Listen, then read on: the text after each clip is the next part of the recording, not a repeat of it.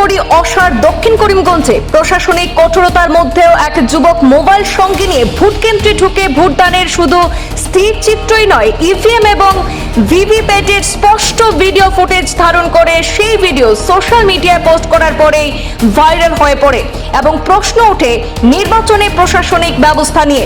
বিষয়টি নজরে আসতে নির্বাচন কমিশনের কর্তা ব্যক্তিরা তৎপর হয়ে উঠেছেন এবং কঠোরতা আরও বাড়িয়েছেন বলে জানা গেছে।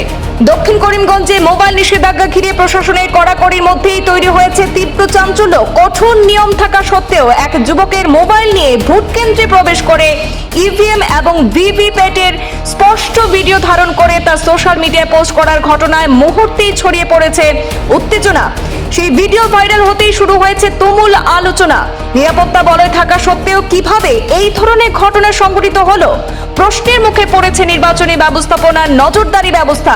ঘটনার পরপরই নির্বাচন কমিশন দ্রুত তৎপর হয়ে পরিস্থিতি পর্যালোচনা শুরু করেছেন এবং ভোট কেন্দ্রগুলিতে আরও কঠোর নিরাপত্তা ব্যবস্থা জোরদার করা হয়েছে বলে জানা গেছে।